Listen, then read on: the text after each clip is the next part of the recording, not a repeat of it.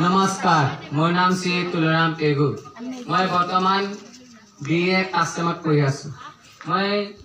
एतिया डॉक्टर सर्वपल्ली राधाकृष्णনৰ বিষয়ে এটি এহাৰিমান কবলৈ আগবাঢ়িছো আপোনালোকে একেলগে কব জয়তো সন্ন্যাসী উচ্চ মাধ্যমিক বিদ্যালয় কি জয় জয়তো সন্ন্যাসী উচ্চ মাধ্যমিক বিদ্যালয় কি জয় ভারত মাতা কি জয় ভারত মাতা কি জয় জয় জয়তে মই সন্ন্যাসী উচ্চ মাধ্যমিক বিদ্যালয় সকলো শিক্ষাগুৰু সকলকে মোৰ পৰা শুভেচ্ছা জ্ঞাপন কামনা কৰিছো আজি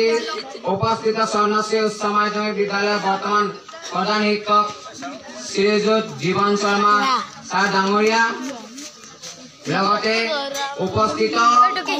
সন্ন্যাসী উচ্চ মাধ্যমিক বিদ্যালয় বৰ্তমান শিক্ষক শিক্ষয়িত্ৰী গুৰুসকল আৰু এই অঞ্চলৰ গণ্যমান্য ব্যক্তিসকল লগতে অৱসৰ প্ৰাপ্ত হোৱা সন্ন্যাসী উচ্চ মাধ্যমিক বিদ্যালয়ৰ প্ৰাক্তন প্ৰধান শিক্ষক শ্ৰীযুত মহিকান্ত নাথ ছাৰ ডাঙৰীয়া উপস্থিত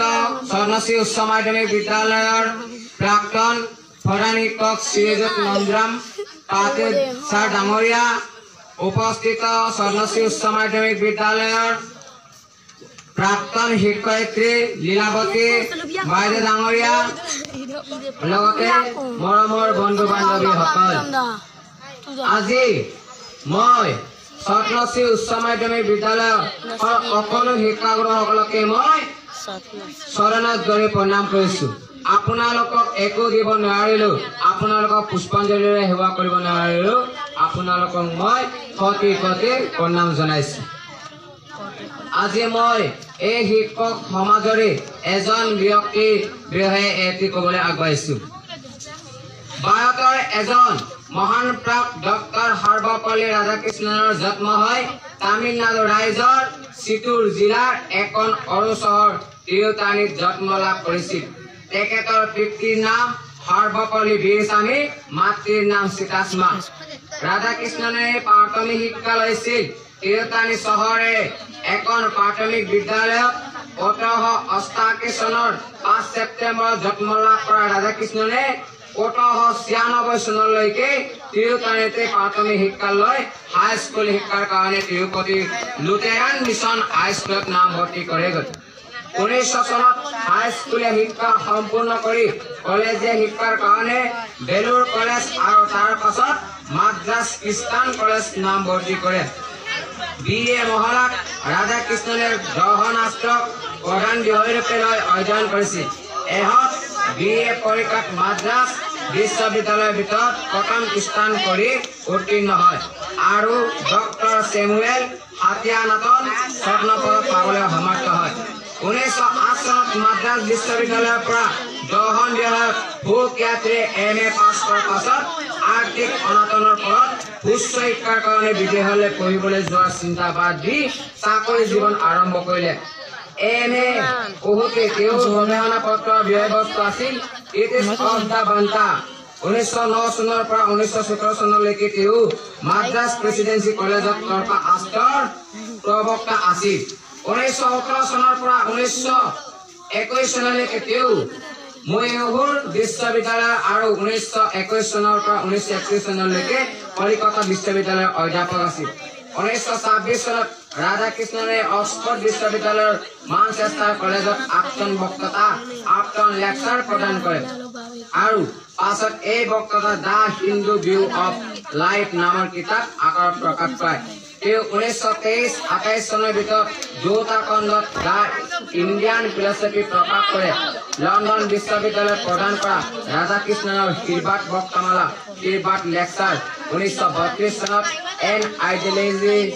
ভিউ অফ লাইফ নামৰ কিতাপ আকাৰত প্ৰকাশ পায় 1931 চনৰ পৰা 1936 চনলৈকে ৰাধাকৃষ্ণন অন্ধ্ৰ বিশ্ববিদ্যালয়ৰ উপাচাৰ্য আছিল আৰু 1936 চনৰ পৰা 1939 চনত কাৰ্লছৱাৰ্ড অক্সফৰ্ড বিশ্ববিদ্যালয়ত এষ্টাৰ্নছ ৰিলিজন এণ্ড ইথিক্সৰ অধ্যাপক ৰূপে কাম কৰে 1938 চনত তেওঁ গৌতম বুদ্ধৰ বিষয়ে ব্ৰিটিছ একাডেমী লেকচাৰৰ মাষ্টাৰ মাইণ্ড বক্তৃতা প্ৰদান কৰে 19 1939 চনত তেওঁ ইষ্টাৰ্ণ ৰিলিজন এণ্ড ৱেষ্টাৰ্ণ টক নামৰ গ্ৰন্থ প্ৰকাশ পায় 1939 চনৰ পৰা 1948 চনলৈকে ৰাধাকৃষ্ণনে বেনাৰস হিন্দু বিশ্ববিদ্যালয়ৰ উপাচাৰ্য পদ উৱনি কৰি ৰাখিছিল 1944 চনত তেওঁ চীন দেশত ইণ্ডিয়া এণ্ড চাইনা ইহক 12টা বক্তৃতা প্ৰদান কৰে তেওঁ 1946 চনত America Harvard Yale Los Angeles Michigan আৰু কৰ্নেল বিশ্ববিদ্যালয়ত বক্তৃতা দিয়ে এই বছৰতে তেওঁ পেৰিছ বহা ইউনেস্কোৰ প্ৰথমখন সন্মিলন ভাৰতীয় সজাতি দলক গঢ়ি ধৰিছিল 1948 চনত তেওঁ ভাগৱত গীতা প্ৰকাশ পায় 1949 চনৰ পৰা 52 চনৰ সময়ছোৱাত সৰ্বপল্লী ৰাধাকৃষ্ণন USSRত ভাৰতৰ ৰাষ্ট্ৰদূত আছিল 1948 চনৰ পৰা 1949 চনত তেওঁ বিশ্ববিদ্যালয়ৰ শিক্ষা আয়োগৰ সভাপতি আছিল আৰু পাছত বিশ্ববিদ্যালয় অনুদান আয়োগৰ চেয়াৰমেন হয় 1952 চনলৈ ৰাধাকৃষ্ণন ভাৰতৰ প্ৰথম উপৰাষ্ট্ৰপতি আৰু 1962 চনৰ পৰা 1967 চনলৈকে দ্বিতীয় ৰাষ্ট্ৰপতি আছিল 1954 চনতে তেওঁক ভাৰতৰ সৰ্বোচ্চ সন্মান ভাৰত ৰত্ন উপাধিৰে বিভূষিত কৰা হয় এইগৰাকী মৃত্যু 1975 চনৰ 17 এপ্ৰিলত যাৰ লগে লগে অন্ত কৰি এটা যুগত যিগৰাকী মহান ব্যক্তিৰ জন্মদিনটো শিক্ষক সমাজৰ বাবে উৎসৰ্গিত কৰা হৈছিল এইগৰাকী ব্যক্তিয়ে আছিল ডক্টৰ সৰ্বপল্লী ৰাধাকৃষ্ণন শিক্ষক বিশ্ববিশ্ৰুত দাৰ্শনিক ৰাষ্ট্ৰনেতা প্ৰশাসক শিক্ষাবিদ গুৰু দায়িত্ব বহন কৰি ইতিহাসত অক্ষম হোৱা ব্যক্তিগৰাকী কিন্তু নিজকে পৰিচয় দিছিল এগৰাকী শিক্ষক হিচাপে এইভাবে তেখেতৰ জন্মদিনটো সমগ্ৰ ভাৰতবৰ্ষতে শিক্ষক দিৱস হিচাপে পালন কৰা হয় আৰু লগতে মই আপোনালোকৰ ওচৰত এটা প্ৰতিশ্ৰুতি দিছো যেতিয়া মই 10মান শ্ৰেণীত প্ৰধান শিক্ষক আছিল মহিকান্ত নাথ ছাৰ ডাঙৰীয়াৰ আৰু সপোন পূৰণ কৰিব নোৱাৰিলো কিন্তু আপোনালোকে মনত ৰাখিব যে এই শিক্ষক দিৱস দিনাখনতে আপোনালোকৰ ওচৰত প্ৰতিশ্ৰুতি দিছো আগন্তুকলৈকে মই UPSC এক্সাম দিবৰ বাবে প্ৰস্তুতি চলাই আছো যাতে সফলতা লাভ কৰে যেন এয়ে মই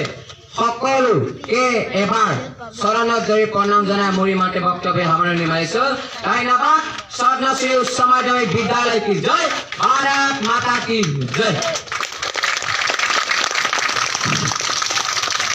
ধন্যবাদ আমাৰ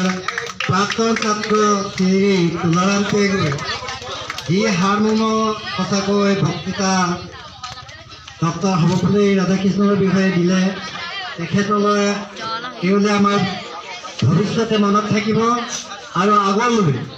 প্ৰত্যেক বছৰে তেওঁ আমাৰ ইয়াৰ অনুষ্ঠানবিলাকত অংশগ্ৰহণ কৰিবৰ কাৰণে আমাৰ বিদ্যালয়ৰ তৰফৰ পৰা